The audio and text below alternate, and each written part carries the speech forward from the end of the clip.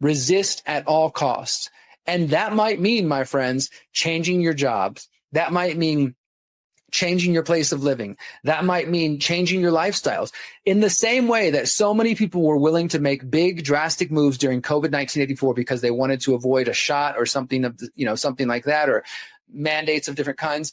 You have to be thinking in these terms, my friend. If you don't want to accept their biometrics, their digital IDs, then you need to start building a life that is not based around needing those things. Hopefully that makes sense. Like right now, as I said, if your life is, you're dealing with banks and you're dealing with government in some way, start coming up with a plan. How can you cultivate a different path, a different life that isn't dependent on those systems? Because there's not going to be a way to operate and have this life of, well, I'm using the mainstream systems, I'm working with the government in some capacity, and not getting forced into what they're trying to build, into the technocratic state. So that means you need to start creating a life that is not based around those systems. And I know that takes energy. I don't have any go vote and it's going to be fixed. Hopefully you guys realize voting and politicians can't save you from the technocratic state. They're the ones trying to create it. And here's 5 steps and everything's solved. I do have ideas in my book, which you can download for free at theconsciousresistance.com/how-to. I've done the 45-day exit and build challenge, which you can go to at theconsciousresistance.com/EXB.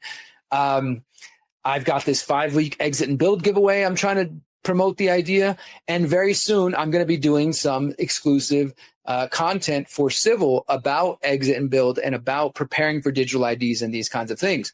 So I'm sharing things from my own life, steps that I'm actually taking, things that I'm doing. I'm not just, telling you to do something that I haven't tried myself. And it's not easy, and it will take effort. And as I said, it will take changing your life if you actually want to survive and thrive in the face of this. And that's what I want. I want to survive long enough to continue helping the coming generations, to continue building what I know is necessary. And I know that building the parallel systems that we need to exist freely outside of this technocratic state, it's going to take more than one generation. This is generational work that we're doing, and I'm committed to it. So I need to survive as long as possible outside of their systems. I need to work with others of you out there who are trying to exist and aren't just going to comply. I pray and I hope that you guys out there in my audience won't simply comply, and then once the digital IDs are normal, we're just going to be on the internet complaining about it. Well, what else do you expect me to do? I did it. Of course I did it, Derrick. I got to survive. I got to feed my kids.